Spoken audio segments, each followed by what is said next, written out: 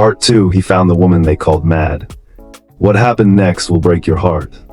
Previously, we told the story of Daniel, a boy secretly taken as a baby from a mentally unstable woman in the slums of Lagos by a billionaire couple who couldn't have a child of their own. Raised in wealth, Daniel lived in comfort but always felt different.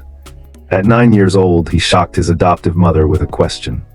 Why did you take me from my real mother? That question changed everything. Soon, Daniel discovered the truth. A voice note, a transaction, a buried secret. And he made a decision not to lash out, not to destroy the Blakes, but to find the woman the world had forgotten. So the search began. Daniel left the safety of his private estate and went into parts of Lagos he'd only seen through tinted glass. He dressed down, walked through crowded markets, and talked to people who remembered Mama Nobody. She talks to herself, they said. She sleeps on cardboard. She's been carrying an old baby blanket for years. Daniel kept looking for days, then weeks. Finally, near a quiet roadside corner, under a faded umbrella, he saw her. Her clothes were torn, her hair tangled. But in her lap was a bundle of cloth, cradled with the tenderness only a mother knows. She rocked it slowly, whispering lullabies to no one. Daniel stood there frozen, his heart pounded. Then she looked up.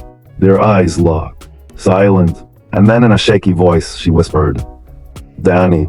That was all he needed. He dropped to his knees, wrapped his arms around her and sobbed. In that moment, he wasn't a billionaire's heir. He wasn't the boy from the mansion. He was a son found by a mother who had never stopped searching with her soul. Despite what people believed, she remembered him. Though her mind had suffered, her heart never forgot. Daniel took her in, not as a project. Not for publicity, but out of love.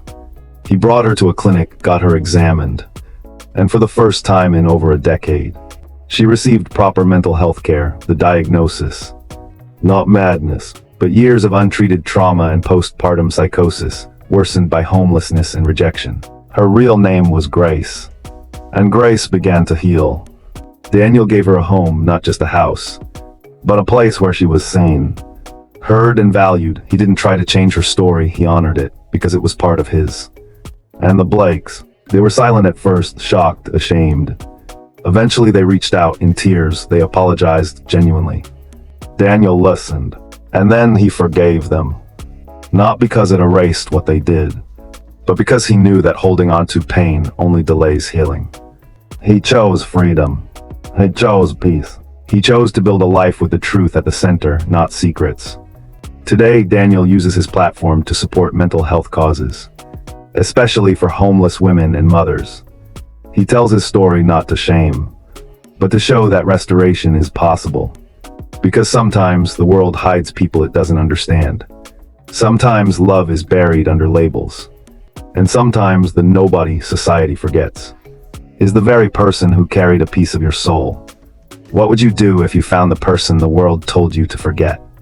Want part 3? Type continue in the comments. Share this story if it touched your heart.